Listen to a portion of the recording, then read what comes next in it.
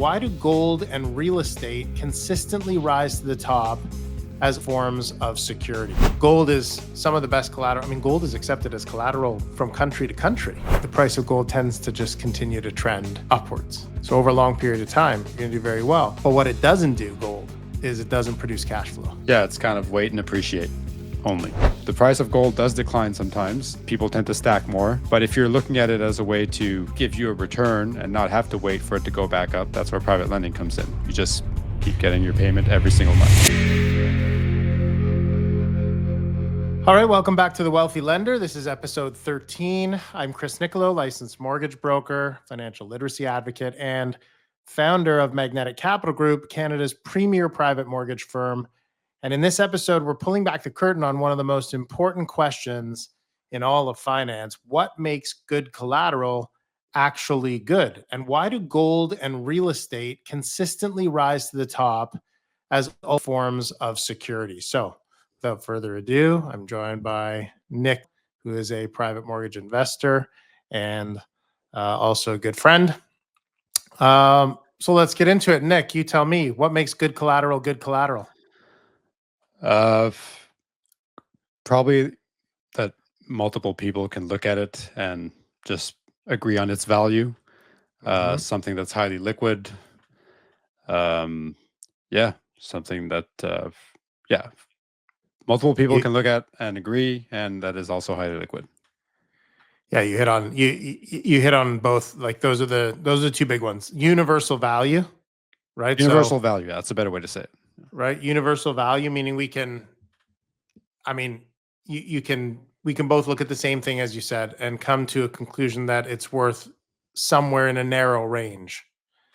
And we can agree on it. And second, it's easy to move. It's easy to liquidate. It's easy to get rid of because its job is to protect whatever investment you're making as security. So in a fail-safe or as a fail-safe, if things don't go the way they're supposed to, you can liquidate the collateral. Great example actually is thinking about meeting somebody in the street, a complete stranger, right? And you think, okay, here's a stranger, and somehow this person has the nerve to approach you and ask you if they could borrow $1,000.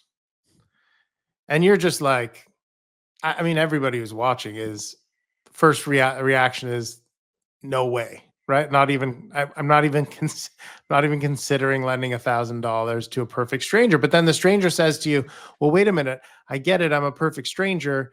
I get that this is awkward, but it's just a business transaction. What if I have this piece of gold? It's gold. I have this piece of gold and it's worth $1,250. So what if we agree that you'll give me the $1,000, I'll give you the gold, which is worth $1,250 to hold on to until I pay you back the $1,000 I borrow plus, let's say, 10% interest for easy numbers. So I'm going to pay you $1,100 back. And can we agree, I get a month or a year, whatever, to pay it back? So you agree on the terms. And now all of a sudden, if I said to you, before when I said guy approaches you on the street and asks you to borrow $1,000, what would you say? You'd be like, there's just no way. Now we introduce collateral. And now I ask you again, would you do this loan? And the truth is, if you said no, you'd be open to being questioned as being foolish. Yeah, like I'd go a step further. I'd even, hope the person doesn't come back. Yeah, probably, right? Because if you do the math, if it's worth $1,250, we'll come back to that in a second. But if it's worth $1,250 and the guy doesn't come back, you get to keep $1,250. Even if you go sell that at a discount, you sell something that's worth $1,250 for $1,200, and you come out $100. You doubled the interest that you were supposed to collect from the original borrower. So now the question remains: is the gold worth $1,250? Assuming it's proven and all that.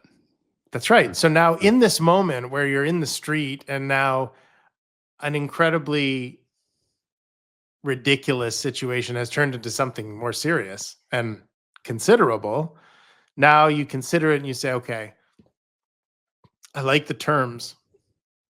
as long as the collateral is worth 1250. So now the two of you have to go somewhere to evaluate the value of this collateral. And what's great about it is you can do that in a lot of places for gold.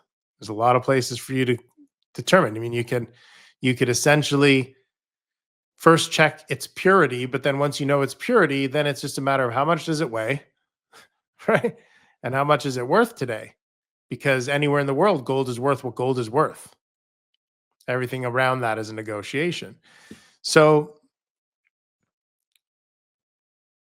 the reason that gold is such great collateral and why it turns an impossible situation into a very possible situation and likely situation is that it has those two characteristics. It's universally valued. We can agree on what the value is, and it's easy to liquidate. Don't have to go far to sell pure gold. Can pretty much do it anywhere in the world. Yeah, and that is what makes good collateral. And I'd actually go one step further and say great collateral. I mean, gold is some of the best collateral. I mean, gold is accepted as collateral from country to country. I think it's how the banking system started.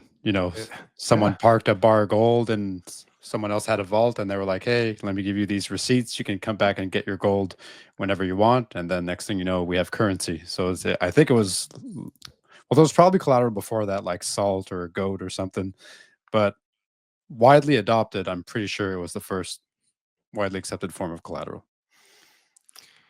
Yeah, universally valued, easy to trade or sell. Anything could be great collateral. So to your point, things like salt, or specific resources or commodities. You can, if you go back in time, I'm sure, and I'm no historian, but I'm sure if you went back in time, you'd find that, collateralized trade was at the root of every type of currency. I mean, it's the oldest investment strategy on the earth, I have to imagine. Well, if it's a stranger, what else do you do? Right. The trust Right, needs to because be you don't have transferred trust. somewhere. Yeah. Yeah, because you don't have the trust. Yeah, that's right. So now, if we think about real estate and how real estate fits, so you look at gold, and we just went through an example. We can tell you gold is great collateral. Real estate has the same characteristics. Real estate is something it's easy to evaluate. There's lots of ways. So if you and I want to find out the value of a specific property, you can find an appraiser and I can find an appraiser independent, and the two appraisals should be close. Right. And then it's tradable. It's fairly simple to liquidate for market value. Right? If you're trying to sell a house for $500,000 more than it's worth, it may be difficult, but in the right market, you might get it. We've seen it. Yeah, we've definitely seen it. Yeah, but it is easy to sell even in a difficult market at fair market value. Houses will always sell for the right price, for what they're worth, because there's always going to be, the market will always tell us what a property is worth. At some point, there's always a bid. Yes. Yeah. So now the question is, if real estate compares to gold in terms of collateral, then the possibility exists for you to build a great investment strategy around the use of real estate as collateral. And that's what the bank does.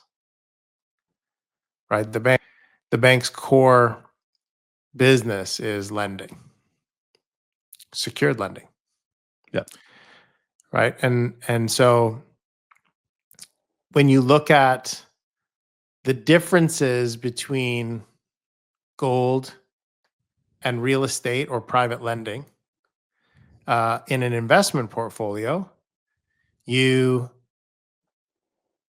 see two things that can be used very differently in a portfolio, because gold is fantastic to hold long term. It's like actually owning the real estate. Right? It's easy to hold long term because we just know gold, the price of gold tends to just continue to trend upwards. So over a long period of time, you're going to do very well. And But what it doesn't do, gold, is it doesn't produce cash flow. Yeah, it's kind of wait and appreciate only. Wait, no, that's right. Long-term hold, wait and appreciate. Whereas private lending also, using the real estate as collateral allows you to have similar security to gold, but with the element of cash flow. Shorter terms, you're not counting on appreciation like you are if you own the house. Because if you own the house, it's similar to owning gold. Long-term appreciation. And you have leverage ability, right? So you can buy a house with 20% of it and own it over time with appreciation. Yeah. It can be great, especially when you're young. Fantastic. But when you're getting a little bit older, when you want to have the security that gold can provide or that buying real estate can provide, but you also want to have cash flow, well, now you're talking about private lending. Yeah, they both have what the other lacks, although That's they're right. both kind of they're both secured with the same kind of philosophy. Like it's a real hard asset, and it tends to follow the rate of inflation, sometimes more, sometimes less. The thing with gold is that there's no costs associated with it. There's no carrying costs. There's no maintenance. There's no taxes. There's no fees. But it doesn't produce a yield. Whereas with private lending, that vehicle is backed by a hard asset, something that tends to follow the rate of inflation.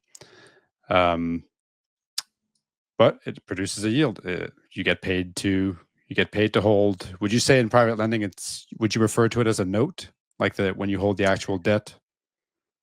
Yeah, you are holding paper. Yeah. Yeah. Okay.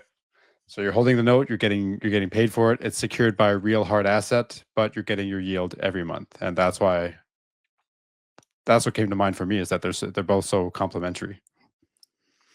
Yeah, I mean, listen, private lending can be you can employ, it's flexible. You can employ a strategy of lend and hold, right? Like with your RSPs, for example, or your TFSA, you could invest in a private mortgage for a year, earn a return, and then next year add that return to the next loan that you make, and so on. You're not accessing the money, but you can also turn it into a cash flowing vehicle without the headaches of owning properties. So if you line the three up, right?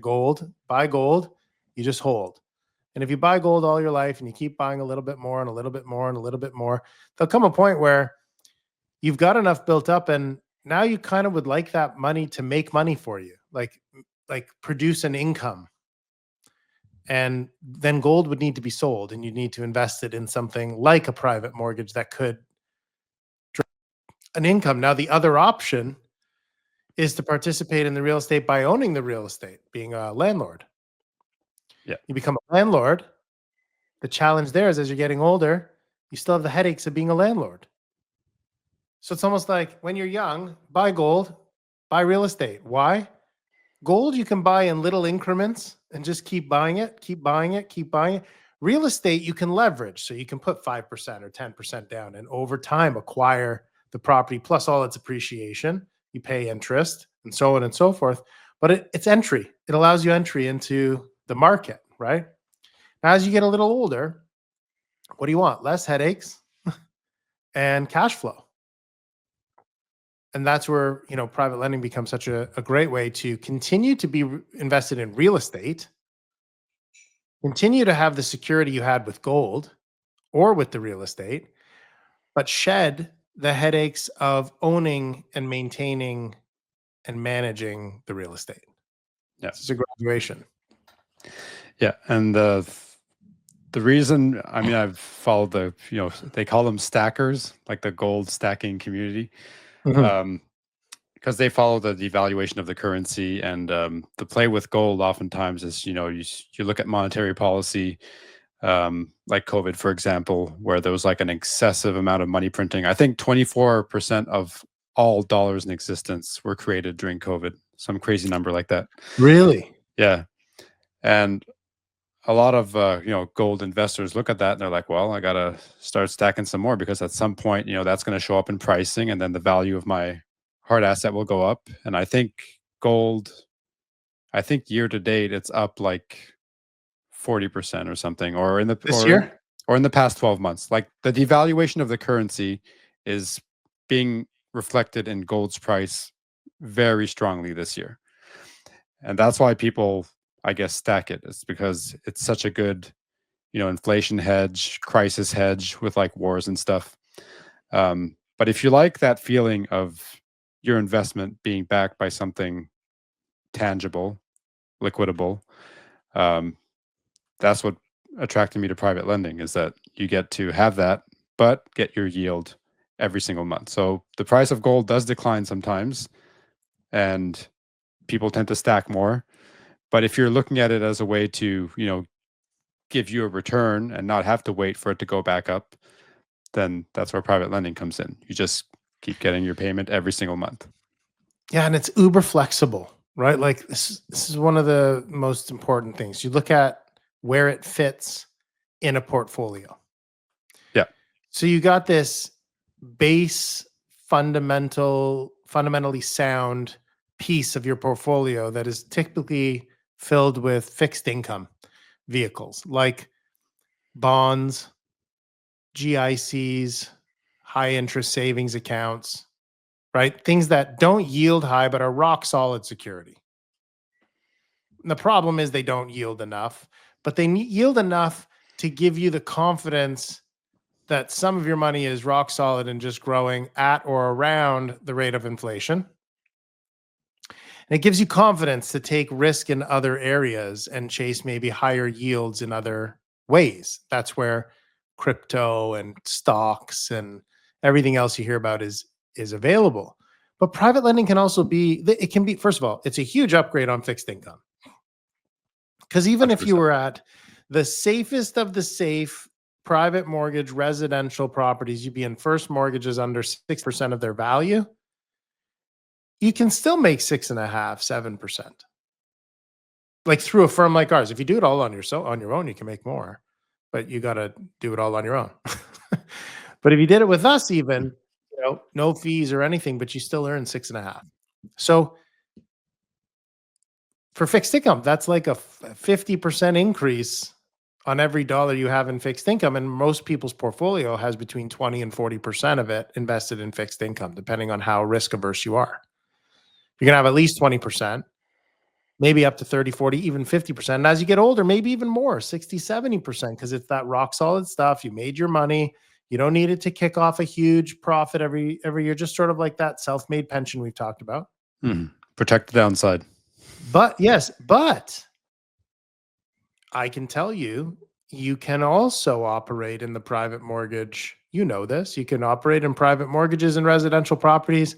Second mortgages up to 75, even sometimes 80% of the value, depending on the strength of the borrower, make 8, 9, 10%, maybe even 11. We don't go any higher than 11, mostly 10.5 and 10, because we're really selective and really want the high quality ones. But you can still have a portion of your portfolio in private mortgages, very safe, and earning a bonus yield, 9, 10.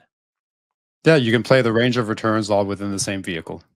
Yeah, so it's so flexible in where it can fit in your portfolio. You could have a portion of it in fixed income type, 65% first mortgages. You can have a portion earning 7, 8, 9 to balance out. You can essentially customize your entire portfolio. And here's the best part. People talk about diversification all the time. It's funny. Sometimes when I hear someone talking too much about diversification, it makes me feel like they're not sure which ones their recommendations are going to be good or bad. So they just recommend diversifying. So what comes to mind for you when you hear that is indecision? Yeah, like I'm not confident. But if you're confident and you could diversify inside of mortgages, you can just hold more mortgages, different sizes. You can stagger them so you're lending out at any time, so you take away the liquidity problem. Because when you lend money to somebody for a year, you can't just ask for it back 6 months later. You've committed, yeah. Right. But if you took your money and you put some out this month, some out in 2 months, some in 2 months, then periodically money's coming back to you every couple of months. Yeah, you have 4 deals in circulation every 3 months, you get your cash back. Yeah. So you can you can really customize your portfolio inside of private mortgages. And once you understand truly understand the relationship between risk and return in terms of investing in general, you're going to find the more you learn about private mortgages registered against residential properties, checks all the boxes, and you're getting returns that can get you somewhere in a reasonable period of time with security that is unparalleled in other popular vehicles that you might find are talked about quite a bit. Like, it just stacks up really well, right? Yeah. It's worth looking at is the point. It's worth learning about and starting to understand the nuances of and taking a look. Because if this isn't in your portfolio, I'd love to see what is. That's so much better. For the fixed income portion, yeah, I agree. Yeah. The one pushback you're going to get is that if there's an inflationary wave where there's insane price hikes all over the place, you know, you're going to be at 7 or 8%, and then you don't get to enjoy the upside of the collateral the same way you do with gold. That's the only part where it doesn't.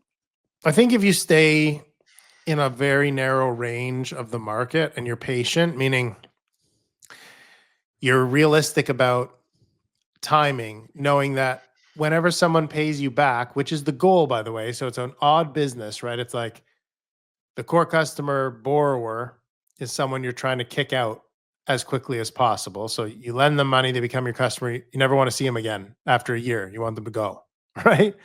And then on the other side, you have an investor customer, and there's no fees to the investor to participate. So you got two very unique elements in terms of the business itself.